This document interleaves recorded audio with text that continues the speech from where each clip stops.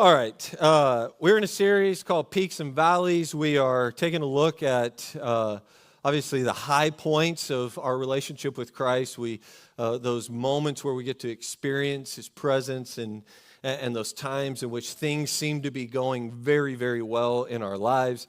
But we're also contemplating and acknowledging that there are seasons in the valley that seem to be very difficult and challenging. This is, of course, if you're visiting or new to Lifehouse, this is based upon David's Psalm 23, one of the most famous psalms ever written. And in it, we're kind of taking a look at some of the themes that David is writing. And last week, we talked about being in the valley and God's presence in the valley. And although it would be easy for me to just kind of move on into something else, I want us to kind of remain in this place a little bit, kind of remain in the valley, if you will. Partly because I think so much of our Christian faith today and church world and the books that we're reading and the podcasts and all of that are kind of this they have this bent that's like, hey, pull yourself up out of the valley, and you don't have to be in that place, and it's more of kind of this self-help mentality, and we don't really know how to live well in the valleys, and so we're just going to kind of remain there. And if you're not in a valley right now, if you're not in a season of despair or trial or difficult times, listen, if your life right now is on the peaks, it's fine. I think this message will be helpful to you. I hope that it is. But for those who do find themselves or are coming out of the valley or have been in the valley, I think this will be super, super helpful. When I was a kid, and I told a story of when I was a kid last week, and I'm telling one this week, and my dad's preaching in a couple of weeks, or in like 3 weeks, and he's probably going to set the record straight. He's probably going to tell all kinds of stories on me. I don't know. But so far what I've told you is not inaccurate. I think last week I said we went camping in Big Bear. It was a different location. It was just my perception of it. But when I was a kid, one of the first memories I had of a house was in a little town called Greene, Oregon. It's just outside of Roseburg, which is also a small city or town, 20,000 people. And it was my first memory of a home, and it had a converted garage in it to a living room, and it was a small, I think, rancher-style house, and it had carpet that went up the walls. I don't know if you guys ever had that when you were growing up. So if you did, you're probably older. And I didn't say old, just oldish. In my bedroom, when you went down the hallway, my bedroom was the first bedroom on the left. This is at least how I remember it. And my bed was situated up against the wall. If you remember, I had a water bed from quite a few weeks ago. And as I was laying there, I could look out the door. The door was right here, and I could look out the door and down the hallway. And my mom likes plants in her home, and she still likes plants in her home to this day. But she had this plant that was hanging in the hallway, and it was kind of a flowing plant. I don't think it was a fern. It was had spikes on it. It almost was like an aloe vera type plant, but aloe vera is this way, and this was this way, and it was drooping down and hanging there. And I always remember this plant because I'm pretty sure it's brought trauma into my life. Because when the lights would go off, it was no longer a plant. It was this long-haired monster that was ready to kill me in my sleep. And I don't know if you, as a kid, when you're kind of afraid of the dark, and maybe none of you are afraid of the dark ever because you're so cool, but I, as a kid, was afraid of the dark. And so when my parents would flip off the lights, this plant would take on like a whole different persona for me. I knew it was a plant in my head. But at night, in the dark, it looked like something different. What's really interesting is, well, maybe it's not, I don't know, but for me it was interesting, is that if my parents turned off the lights, but they remained awake, they were watching TV in the living room, or they were in the kitchen, in the little dining room there, if I could hear them talking and I could see them, I knew that they could see me, and I knew that I was safe. I knew that they, as parents, as long as my parents could see me, there was safety in that. That I knew it was a plant, no problem. Until I was still awake and they went to bed into their room at the end of the hallway and they flipped off the lights. Now, all of a sudden, this thing that I knew was a plant is now this monster that's trying to eat me, right? That it was just this, it changed my perspective, and like the heater would be on or the air conditioning would just kind of sway a little bit. So now it's moving. Are you kidding me? And it's in the shadows, and it's just this thing that was terrifying to me. And I know that seems silly and simple right now, but I wonder if we often find ourselves kind of viewing fear and our perspective of God seeing us in a much similar way. Our approach oftentimes with God seeing us is when we are in those seasons of our lives that we would consider kind of those peak seasons, where we're up at the top of the mountain, the light is shining bright up there, you can see everything, God's presence is clear, we are experiencing His grace and His mercies that are new every single morning, things are going well in our life in those seasons. And then all of a sudden we find ourselves in a difficult circumstance in the valley, and now all of a sudden there's very little light in the valley, and all of a sudden the truth is being distorted by the darkness. It's interesting that we have this perspective of God that His presence is only with us when we are in the peaks, right? That everything's okay up here, that He hasn't forgotten us or anything, but when we find ourselves in the valley, all of a sudden He seems like He is so distant and He remains up there. The light is shining bright at the top of the mountain, but it's dark in the valleys.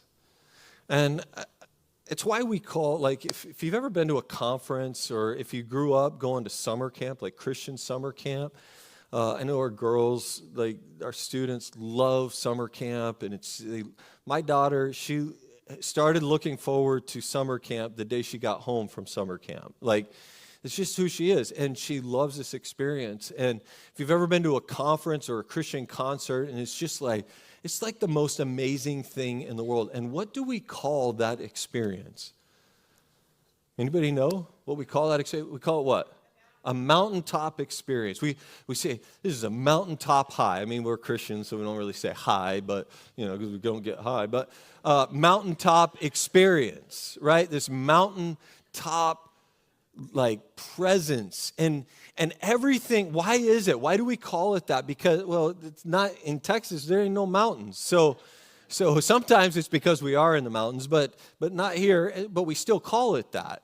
We call it that because we have this tangible expression of the presence of God in that week or in those days that we're at the conference. And it's unbelievably, and it's unbelievable, and it's undeniable that His presence is there, and we sense His presence, and we know that we are seen by Him. All of the distractions, all of our fears are off to the side, and we experience that He sees us, He loves us, He knows us, and then we come home. And we come home back into the regular life that we live, and we go about in the mundane, and all of the things of this world come crashing in, and we are reminded again that we are in the valley where there is no light. And all of a sudden, things aren't going as well as we had dreamed or planned or hoped. Our circumstances are starting to distort the truth. Everybody all right? Starting to distort the truth.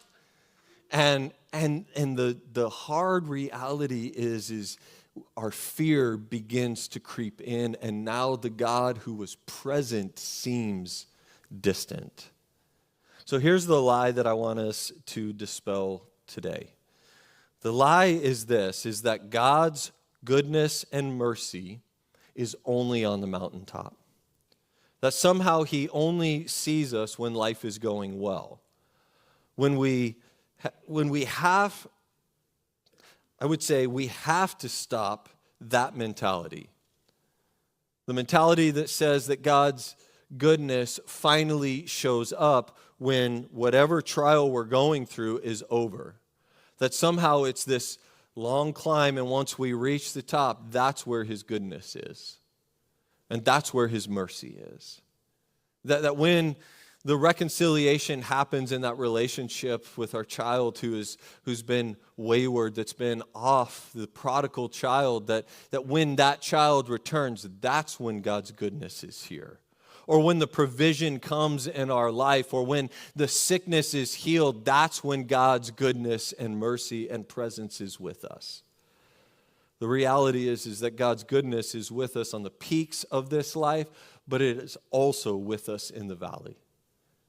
He's with us in the middle of all of that. And David, when he says in verse 4 of Psalm 23, he says, even though I walk through the darkest of valley, I will fear no evil, for you are with me. He reassures us of God's presence in the midst of difficult times. He says, for you are with me. The fine print of Christianity, that if you're not looking deep enough, is this, is that Jesus Jesus does not shelter us from our problems. That's the fine print. But what we have, however, is different from what the world has to offer. See, the difference is this, is that it's not the absence of problems in our faith. It's the fact that we serve a God who is with us in the midst of those problems. He's with us in the surgical room. He's with us in our grief and sorrow. I prayed with a woman this morning whose 30-year-old son passed away, and it's like he's with us in those moments. He's with us in our schools. He's with us in the pursuit of employment that we've been looking for months, if not years. The God who sees us is not some distant observer, only available to us when things are going well. He is an active participant in our everyday lives. His presence in the valley is our source of comfort. It's our source of strength. He walks with us through those trials. And he holds us close. And he guides us, and he walks with us through the darkest of times. David doesn't say, though you remove me from the valley of the shadow of death, does he? Oh, that's what we think. That's what we think we want. We want him to just magically remove us. Those are pretty good snaps, right? He just wants us to magically remove us from the valleys. And sometimes we get so discouraged and we just disdain the valley so much. We're like, God, just get me out of this. And I would just remind you that we serve a good shepherd who is saying, I'm after so much more than just your happiness. Philip Keller, as I've referenced in the past couple of weeks, and if you're new, he's written a book, A Shepherd's Perspective of Psalm 23. He's a shepherd, I'm not, and so he's got great resources towards that. But this is what he says in his book. He says that the valleys in the summertime are often the only source of water that can be found. And although it can be a great challenge to lead the flock through the terrain and the difficult journey, it is worth the refreshment. He goes on and says, the reality is that just as water can only flow in a ditch or a channel or a valley, it is the same in the Christian life. Blessing often only flows through the valleys that have been carved and cut into our own lives through excruciating experiences. Most of us don't want the valleys in our lives, and we shrink from them with a sense of fear. And yet, in spite of the worst circumstances, God can bring great benefit and lasting blessing, not just to us, but to the people that we're around through our experience in the valleys.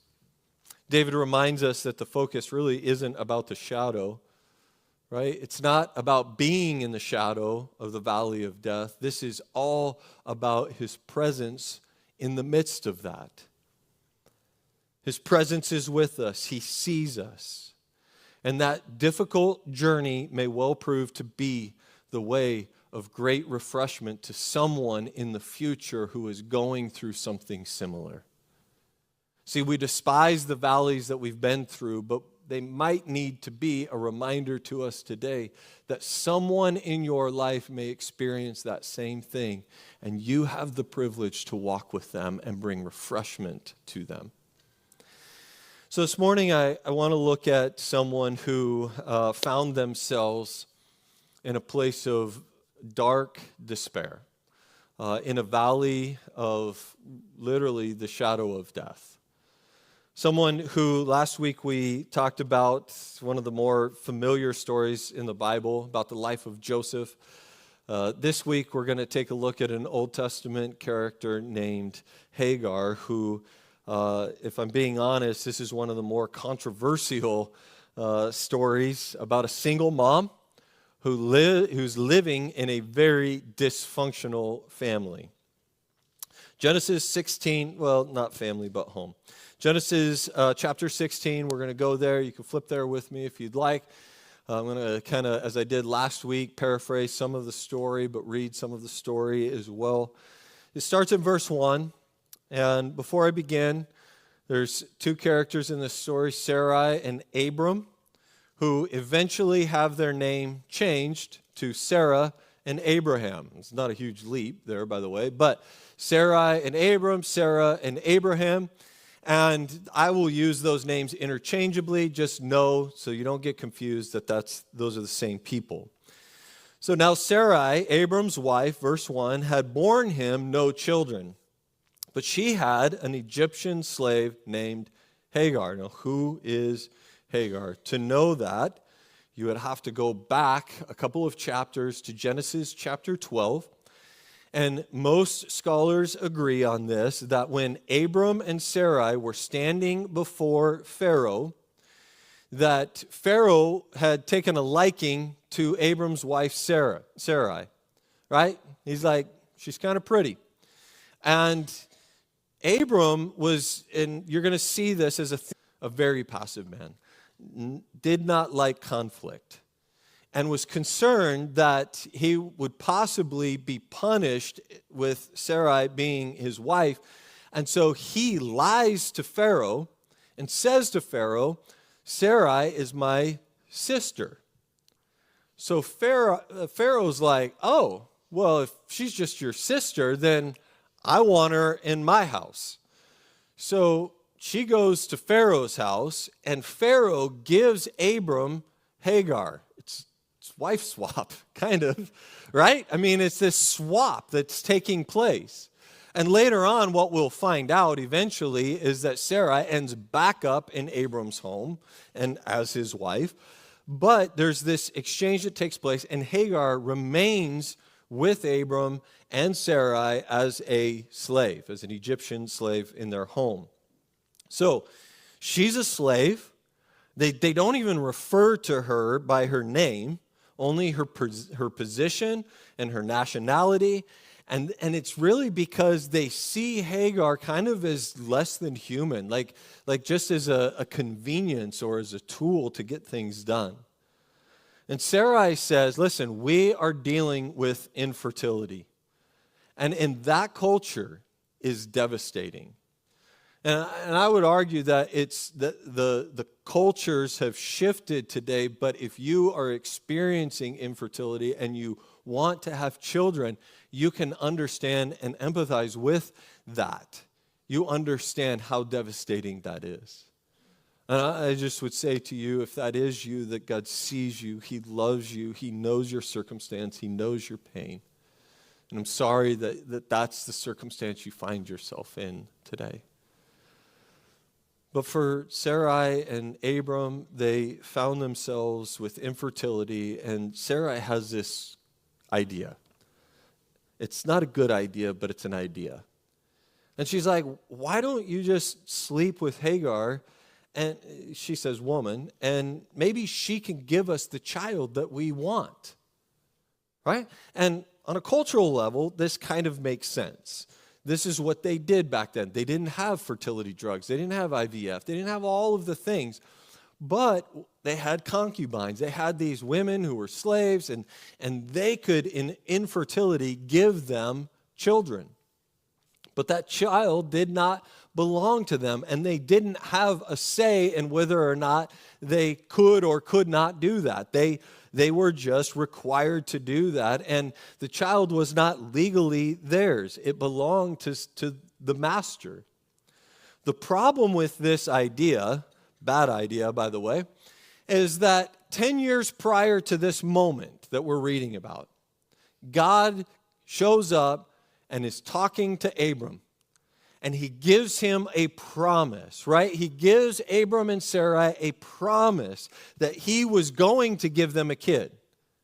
And he says, through you, you will have descendants. The nation of Israel will be your descendants. And here they are now 10 years later, and God has not given them a child yet. And so they take matters into their own hands. They get impatient. They're like, you know what? I don't know if God sees me.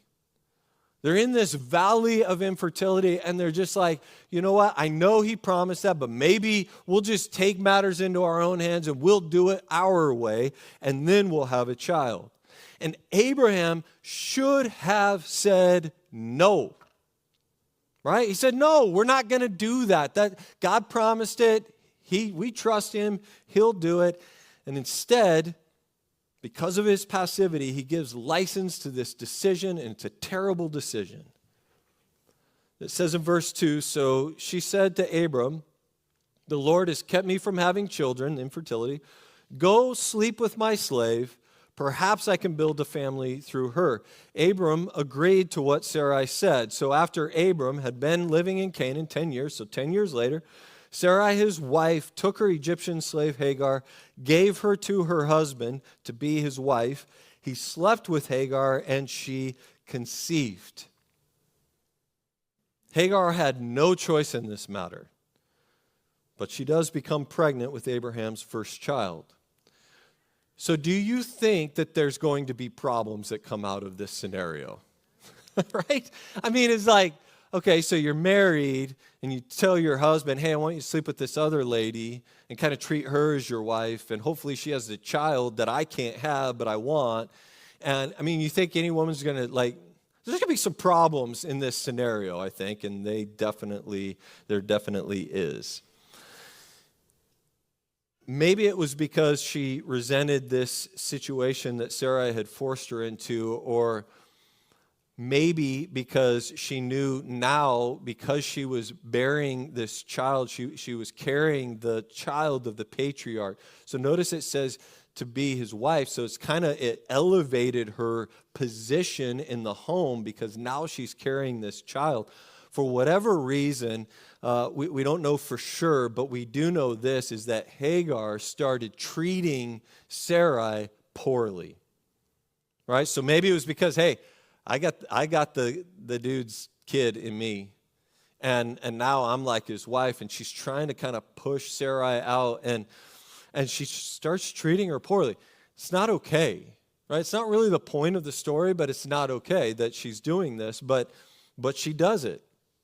And here's the thing is, when she knew, this is what it says in Scripture, it says, when she knew she was pregnant, she began to despise her mistress. And that mistress, by the way, is not in the context of the English word that we use mistress here, like as in an affair. This is the owner, the person who's responsible for me. That would be the mistress in this case. So then Sarai, verse 5, said to Abram, you are responsible for the wrong I am suffering. I put my slave in your arms, and now that she knows she is pregnant, she despises me. In other words, Sarah comes to Abraham and says to him, this is your fault. How dare you sleep with this woman that I told you to sleep with, because now she's bad-mouthing me because I can't get pregnant and she did. right? I mean, this is crazy. This is a woman who tells her husband, do it. He shouldn't have done it, but he did it because she told him to do it. And now she's saying, this is all your fault. I'm not making any statements about anybody's marriage, about anything. I'm just saying that in this circumstance and situation, she's pointing the finger back at him and trying to convince him that this is his fault. This, by the way, is the very first instant in all of history of gaslighting. This is it. She is gaslighting Abram and saying, this is your fault. You shouldn't have done this. And he's like, wait a minute. Maybe I shouldn't have done it. She told him to do it. And then in verse 6, Abram's not having it, by the way. He's like, listen, you're not going to convince me this is my fault. This is your fault. And here's what you can do about it. He says in verse 6, your slave is in your hands. Abram said, do with her whatever you think is best. So then it says, then Sarai mistreated Hagar. And that word mistreated is a very gentle word for the literal translation of that she abused her.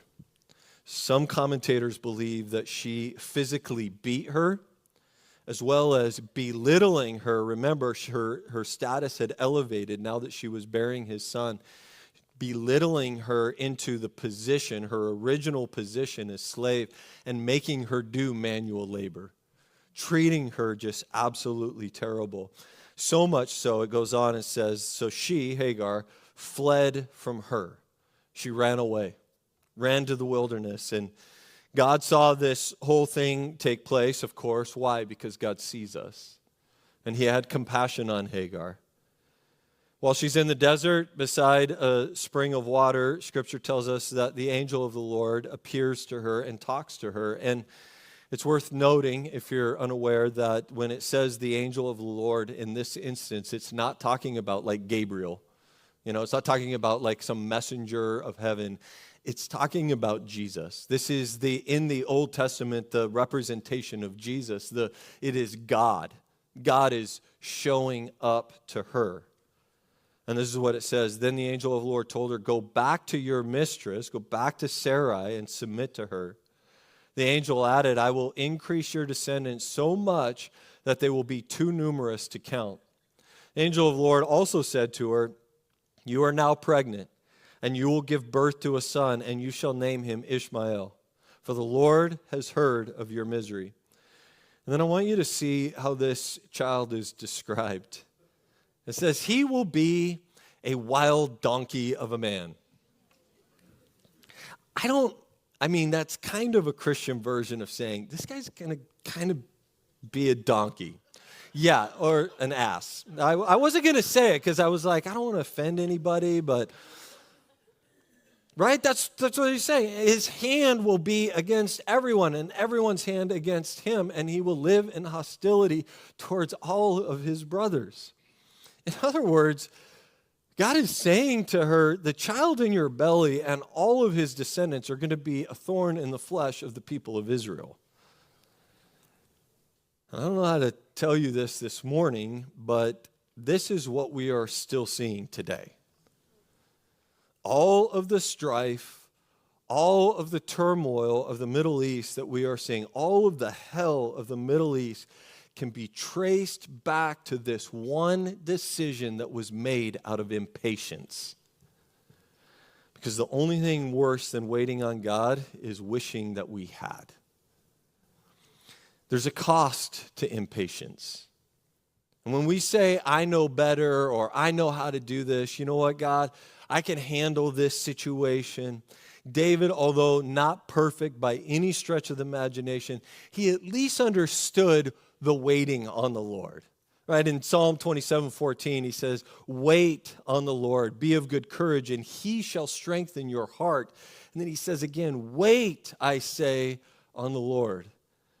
The impatience of Sarai and Abram has had this ripple effect through generation after generation after generation.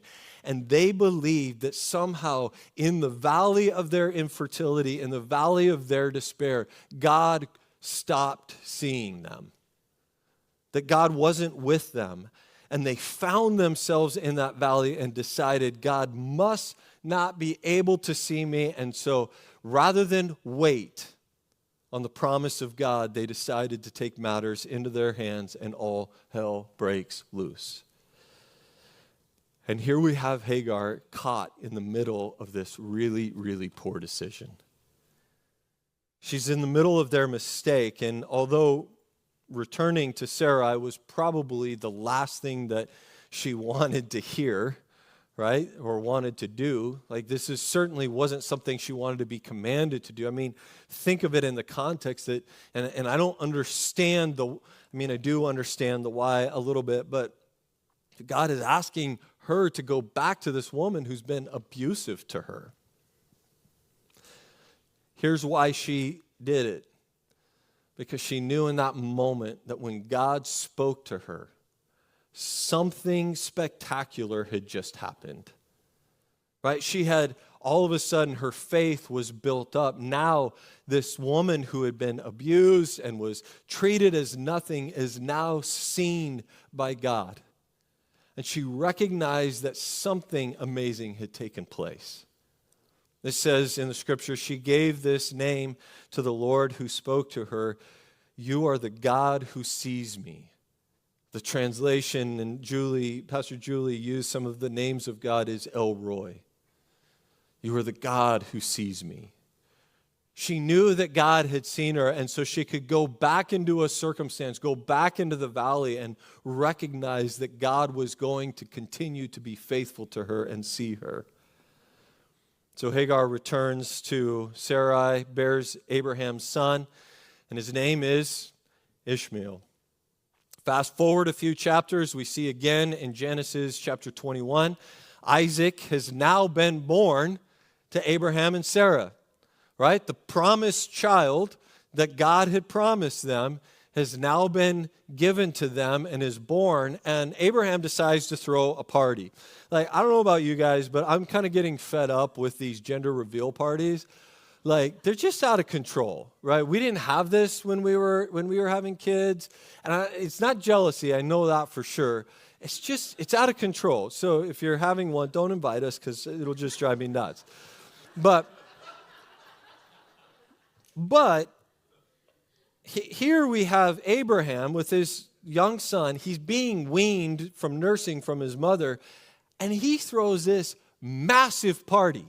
I wouldn't want to have been invited to that one either. I'm like, so what? He's drinking from a bottle now. So, like, he throws this massive party because he's now been weaned, and Sarah sees Ishmael, Hagar's son, and Isaac playing together, and the Hebrew translation could be either one of these, either mocking him or kidding around with him, which I don't really fully understand because, how old was he when he was getting weaned? But that's a different conversation. Sarah became afraid that Ishmael now could take Isaac's inheritance, and we already know a little how unhinged Sarah was, and so she gets super jealous of Ishmael, and she freaks out, and she goes back to her husband, right, the one that caused all the problems in the first place, and she says, I want you to get rid of Hagar and Ishmael. And this is what she says. She says to Abraham, get rid of that slave woman and her son, for that woman's son will never share in the inheritance with my son Isaac. Abraham's, he's like, oh, geez, here we go. He loves this kid. It's his kid, right? And so he loves Ishmael. And yet his wife is now saying he's got to choose. Like, is it my kid or is it my wife? Is it happiness? Or is it... And so this is what happens. God sees the circumstance, and he sees Abraham, and he sees his distress. And this is what God says to Abraham. He says, do not be so distressed about the boy and your slave woman. Listen to whatever Sarah tells you, because it is through Isaac that your offspring will be reckoned. I will make the son of the slave into a nation also, because he is your offspring. Early the next morning, Abraham took some food, some water, gave them to Hagar, right? He sets them on their shoulders and sends her off with the boy. I mean, think about that. Like, Abraham's like, this is my kid, and he's abandoning his child and sending him into the wilderness with Hagar. And once again, Hagar finds herself back in the desert with some food, some water strapped to her back. They blow through the food and water pretty quickly, and she wanders aimlessly throughout the desert. And when she runs out of water, they are dying. And Scripture tells us that she takes the boy and she places him under a bush, and she goes away from him because she doesn't want to watch her son die. That's how dire this circumstance was. And once again, God steps in. It says this, it says, God heard the boy crying, and the angel of God called to Hagar from heaven and said to her, "What's the matter, Hagar?" It's like rhetorical questions are not helpful right now, God. Like I know you know what the matter is. Like, why are you asking me? Like, you want me to say the thing that my son's dying under a bush right now? Is that what you want me to say? But he's saying, what's the matter, Hagar? Don't be afraid. Yeah, sure. Easy for you to say. Which, by the way, is now going to be the Christmas series is Do Not Be Afraid. We're going to talk a lot about that. God has heard the boy crying as he lies there, and he says in verse 18, "Lift the boy up, take him by the hand, for I'm going to make him into a great nation." Which, if I'm Hagar, obviously not, but if I am, I'm like, okay, that's great. I'll take him by the hand, and you're going to make him into a great nation, but he's still dying. Right? It's great that you see us, God. It's great that you hear our cries, but we're still dying. What I want you to see this morning is that even in the darkest of valleys, even at the brink of death, God remained so faithful to Hagar. And throughout her entire life, he has been there. He has seen her. He has heard her. But listen, he also loved her enough to do something. We're going to talk about that in just a second. He provided for her. I want us to look at 4 lessons real quickly that we can see as quickly as I can get through them. First is that God hears us and sees us. This is what this story is all about. Humans are wired to be seen, to be known, and to be loved. It is inherent to our human nature. It's how God has created us. It's how he wired us. Listen to how Tim Keller says it. He says this, "To be loved but not known is comforting, but it's superficial. To be known and not loved is our greatest fear. But to be fully known and truly loved, well, that's a lot like being loved by God. It is what we need more than anything. It liberates us from pretense. It humbles us out of our self-righteousness, and it fortifies us for any difficulty that life can throw at us." And I think we feel that, don't we? Like we know inherently that there is something about not just being seen, but being truly loved. I had a conversation with someone this last week who was hurt by someone who was in authority, because the words that were used to her in a circumstance was, "We see you in your pain." And the problem with those words is, and this is something that I was reminded of this week, is those are just words. That without the action of true love, they just become words. It's great that you see me, but if you don't love me, if you don't care enough to reach out to me, if you don't care enough to be present in my pain, then they're just empty words. And that is the thing that we despise the most. And I get that. I understand that. Maybe more clearly now than I did earlier in the week, but I understand that I'm guilty of that. That we say things like, "Hey, I see you." And we think that that's like, oh, great. Or I will say things. In fact, I ran into Monica DeRazio at Costco yesterday, and I was like, "Hey, it's good to see you." Right? And we throw this word around much like we throw around the word love. Like, I love butter right now, and I love, this, and I love that. It's like we throw these things around, but it's like it doesn't really mean a whole lot because there's no action to those things. And so here we have God saying, I see you, I hear you, but then he's providing action in the midst of this. And it's why it's so beautiful and powerful to see this kind of language being attributed to God throughout this story. When Ishmael was under the bush and left to die, God reassures Hagar, don't be afraid, I've heard his cry. And then he names him, he names Ishmael like God hears. The El of Ishmael is God, right? God hears. And of course, Hagar sees this aspect of God so clearly. And again, as I'll say again, is that she names God El Roi, the God who sees me. Just a lonely slave girl who had been forced from her home, forced to sleep with a man she didn't consent to, forced to bear a child that she didn't consent to bear, abused so harshly by Sarah that she had to run away and escape. And in that time, she would have been considered like a womb slave, just somebody who's bearing a child, not even considered her own person. Her humanity was questioned, and here is God saying, I see you.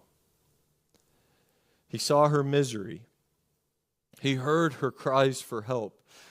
He wanted so badly for Hagar to know that this is who he is. That God commanded, you shall name him Ishmael, for the Lord has heard of your misery. God didn't just hear her or see her and do nothing, right? It wasn't like, okay, he's great nations, but can we get some water, right? He kept his promises. But then he provides a well of water, which leads me to number 2. The second thing we learn is that God provides.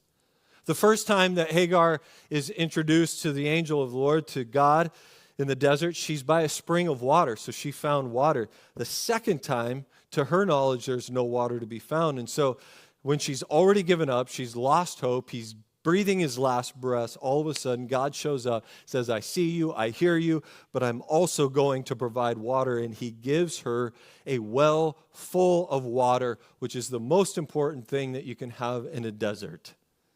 God made the impossible happen for Hagar out of his great love for her.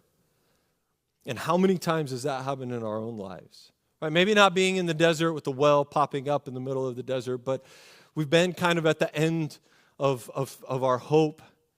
And we're just in a place where we're just like, I don't know how we're going to pay the bills, and that check comes in the mail. Right? Or I don't know what I'm going to do for a job, and we get that interview. Right? How many times has this happened where all of a sudden we get that phone call that we so desperately needed? Or a loving meal because we were struggling just to clean the kitchen because we just had a kid, and now all of a sudden that loving meal shows up just at the right time.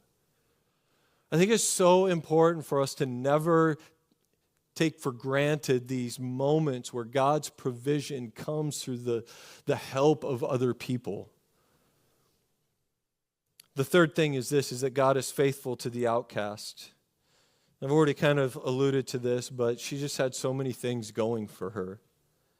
And I think somehow, in some ways, when we're in our own valleys, we assume that it's something to do with the fact that God loves other people more than he loves us.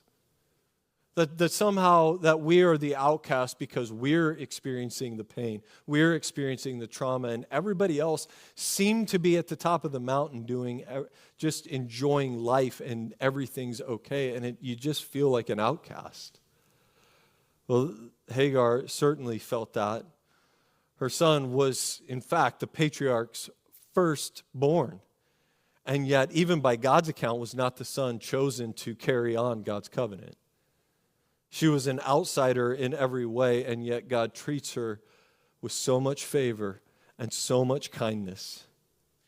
Right? So much so that she gets the privilege of being the only person throughout the Bible to ever give God a name.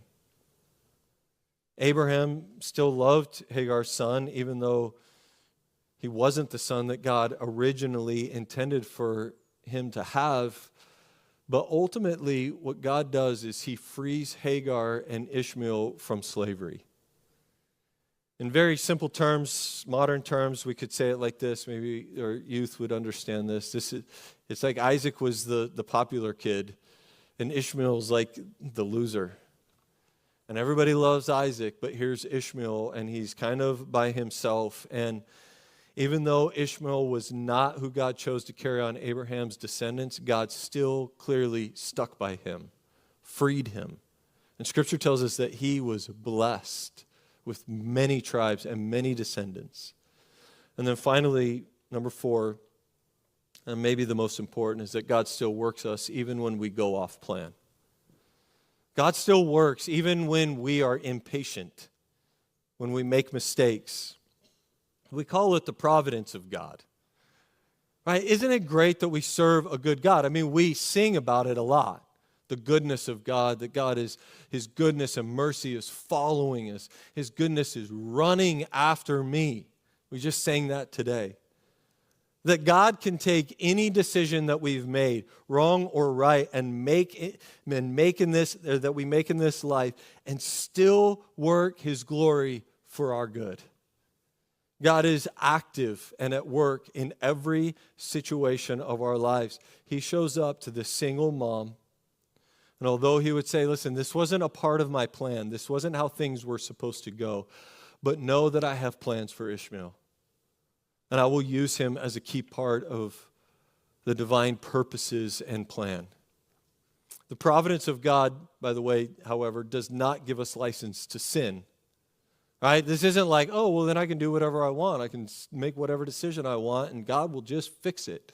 No, this isn't license to sin. This is just acknowledging that there is no decision or choice that we have made that God's response is all of a sudden, whoa, you crossed the line there. That was too far. I was okay up to this point. You made that decision. That was too far. He doesn't do that. That's what Satan does to us. Right? I mean, he comes in with the lies, and we've made decisions. We've made poor decisions of our past, in our parenting, in our marriage, and whatever the case. And Satan comes in and says, that was too far for God. You're disqualified.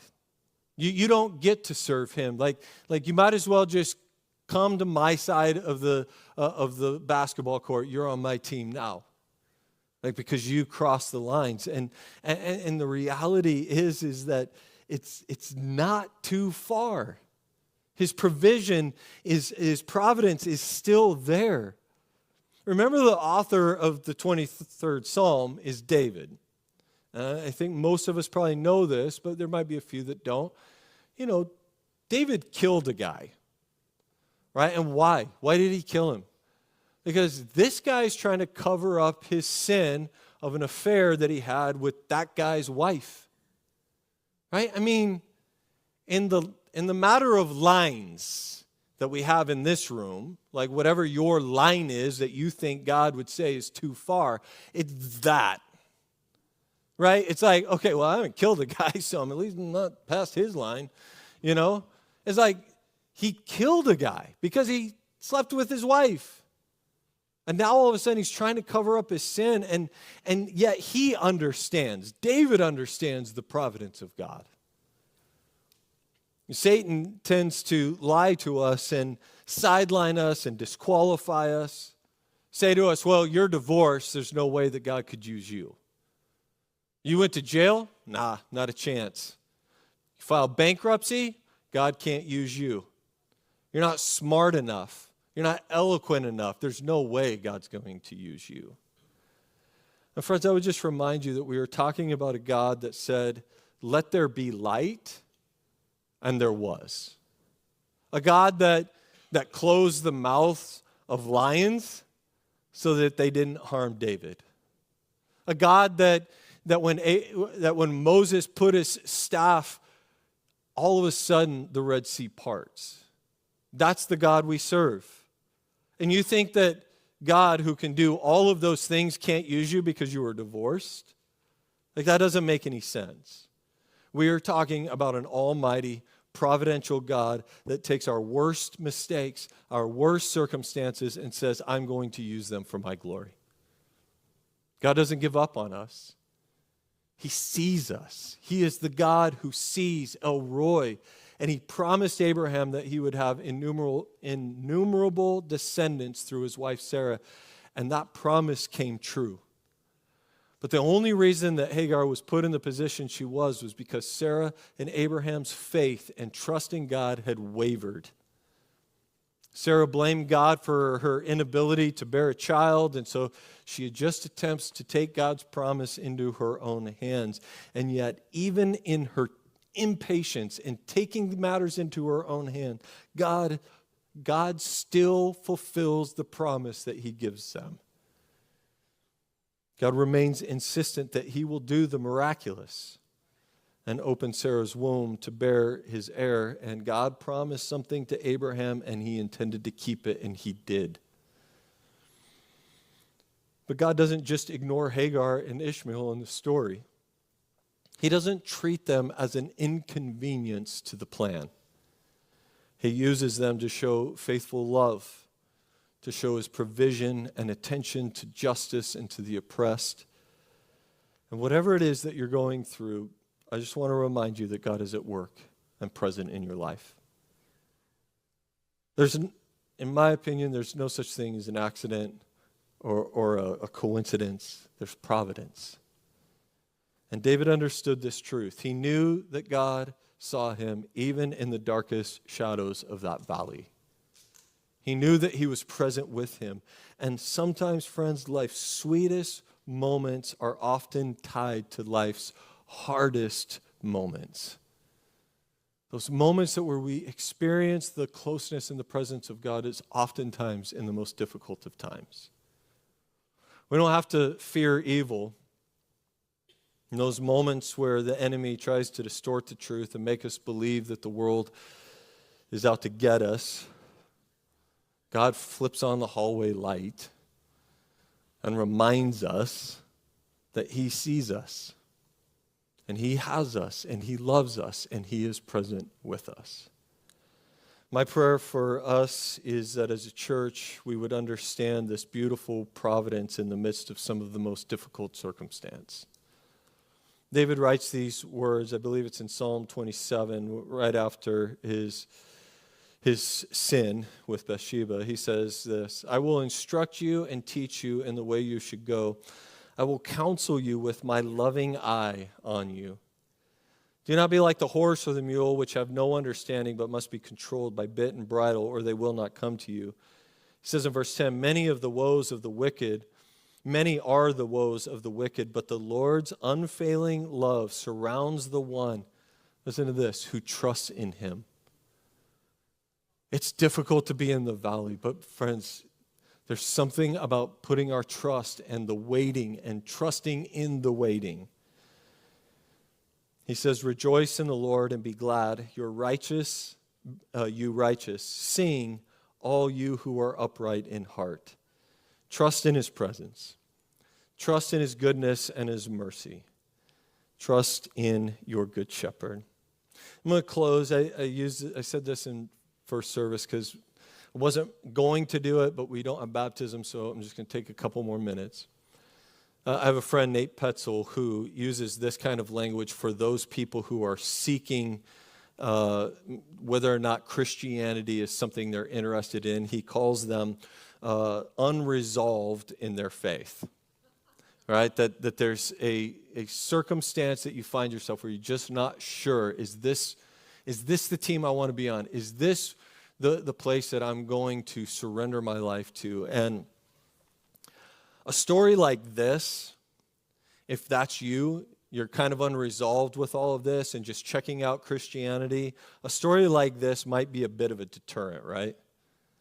If Abraham, by the way, who was in the Hall of Fame of Faith in Hebrews, if this is the guy that we are exalting as the pillar of faith and someone who is elevated in all of the people of Christianity, I'm not really sure I want to be a part of this, right? Because in this story, it's kind of crazy. There's misogyny, there's racism, there's disobedience, there's impatience, there's abandonment, right? All of these things, and we're like, I don't think I want to be a part of that.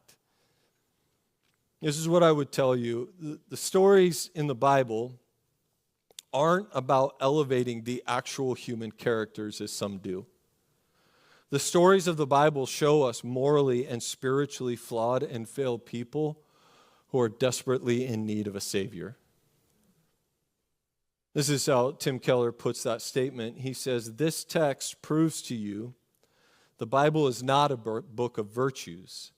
It's a book of gospel. It's not a series of stories of moral exemplars. It's a record of God's intervening grace into the lives of people who don't deserve it, who don't seek it, who continually resist it, and who don't even appreciate it after they have been saved by it." He says, look, what is this teaching us? This is teaching us the very best human beings in the history of the world are moral and spiritual failures.